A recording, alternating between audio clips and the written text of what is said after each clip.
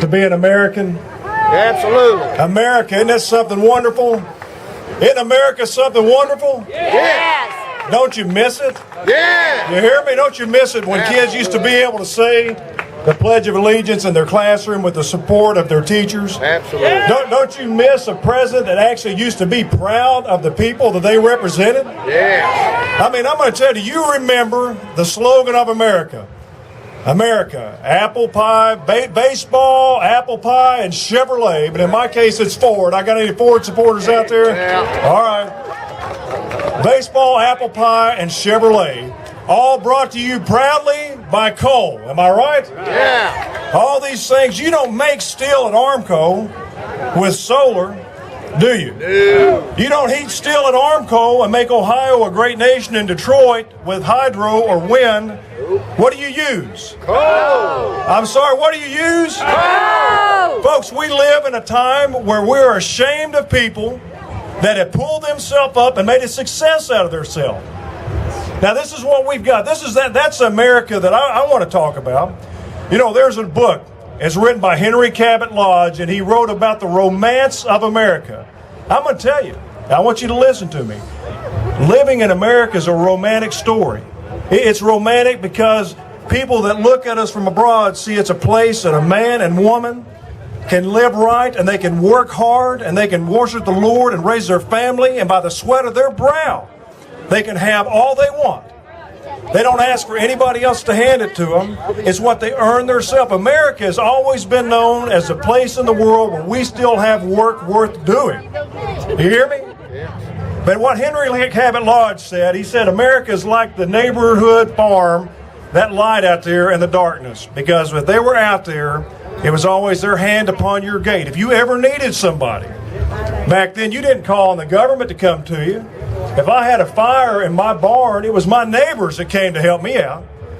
Folks, we have a neighborhood responsibility. We have a responsibility to help each other, but any more people say, well, listen, I'm not going to do that. What can I do for them that the government can't do better? Well, I might be able to give my neighbor $100, but the government, they can give him, $1,000. Well, let me tell you about how the government gives you $1,000. In order to give $100 to a child that is hungry, the federal government has to spend $5,000 to get it to that one child. Now, I may be dumb. I am from Hazard, But wouldn't it just be best for us to give that kid $5,000? Look at the waste that they've got in government. I'm going to tell you, there's a few things that I know. I'm going to share them with you. You don't tug on Superman's cape, right? You don't spit into the wind. You certainly don't pull the mask off the old Lone Ranger, and we won't mine coal unless we have him. Am I right? So you all remember those right there. You don't tug on Superman's.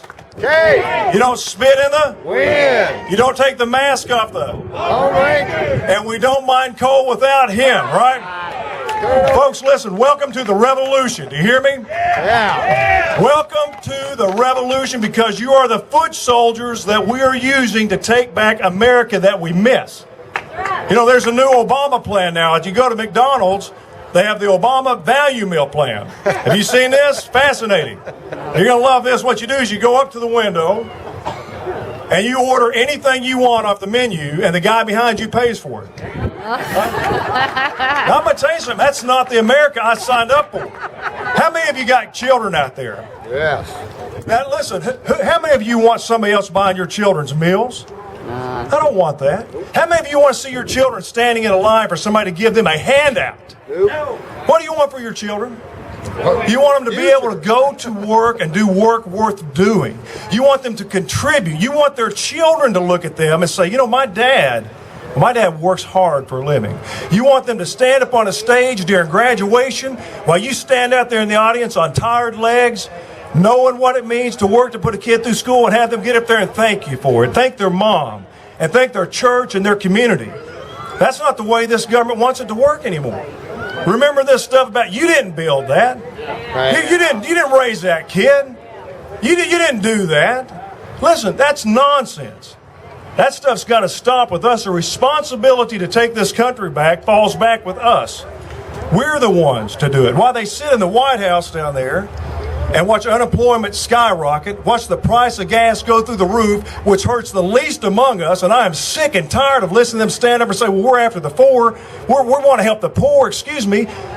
Folks, there's never been a president that made so many poor in their life. I'm telling you about it. And then they want to criticize the people that, like our children, that don't care to work the double shift. Matter of fact, they're glad to do it, and their wife they get excited about. They've got wives that support them, and wives that works, and families that support each other here in the mountains. That's something that Washington, D.C.'s forgotten about. This old attitude about, hey, there's all this stuff's going on, the economy's down, let them eat cake. You know, we've seen this stuff before a revolution got started. Let them eat cake. Well, listen, I like cornbread. You know, that's how far Washington's off track. Let them eat cake. You know, we like cornbread down here. I don't want a handout. I don't want a government subsidy. I want a work permit. I don't want my kid standing in line unless he's signing his kid up for football or something, right? That's right. If I'm going to do something out there and help, I want to be able to help my community. I want my children to hold themselves up proud. I don't mind them standing on tired legs. My mother used to stand on tired legs. And we used to have one of those old washers that shake back and forth, and she'd take her stuff out and she'd run it through, and she did that with great pride to make sure that my father could go to work with his uniform clean. Now, folks, those people are Americans. Now, let me tell you what today looks like. Back then, when my mother was growing up, if you were an intelligent human being, if you were in Russia and you were good at math and sciences, you want to know where you wanted to go? You wanted to come to America. If you're good at engineering and you're in India, you wanted to come to America. That is known as the greatest generation. I'm talking about your mom and dad, they were the greatest generation out there. They built the Empire State Building in 400 days. Here's what's wrong with America. We couldn't get a permit to build the Empire State Building in 400 days. That's a problem with this country. The smartest people are going abroad because now all these other nations that are competing against us are using our coal. You can burn coal wherever you want to as long as it's not the United States. We celebrate taking coal offshore. You know, I don't understand how you can reduce the flow of coal and how you're going to create jobs. How you're going to lower utility rates. Folks, let's be real clear. I want you to understand this. If you're talking about affordable energy, you are talking about coal. You know, if you take all the energy production in the world, just to simplify it, about 75% of that comes off fossil fuel, off coal. About 25% of that comes off renewables. Now let's look at that 25%. Out of that 25% of renewables, 74% of that's hydro. Have you seen this administration build any hydro? No, they've been tearing dams down. So if the 6% that's left out there, which is the solar Solyndra, which we gave $500 million to and they failed, you know, guess who gets to pay for that? We did. That's exact. Just like McDonald's. You order what you want to, we'll pay for it. And the rest of them, and here's the thing about it. We have spent hundreds of millions of dollars, $1 billion we've spent on 4% to 5% of technology that's not ready yet. You know, I want it to be ready. I want us to have a diverse economy. I think we need all these things. You know, we need them all to make sure you're going to have the same quality of living, that you're going to have the rates that bring jobs and manufacturing back to our part of the woods. But I think it was said best, I'm not getting on my knees to beg an administration use their head. You know, things have got to change, and you are a part of the revolution. The change rests with us. It's our responsibility. As a senator on my watch, my record is clean. People like my record because I say what I mean. I got on the floor. I vote the way I mean. I show up to these rallies, and people, my number's listed in the phone book. Now, this bunch up in Washington is hiding from reality. They have forgotten what America looks like. It's up to us to make sure they remember. But remember the most important things here this evening that we want to make sure we adhere to. And that is, we don't tug on Superman's cape. We don't spit into the wind. You don't take the mask off the old Lone Ranger, and we will not mine coal unless we have him. God bless each and every one of you. God bless your families. Give them a hug. Let me tell you something. There is no revolution that's easy. There is no task I'm asking you to do here that's going to be simple.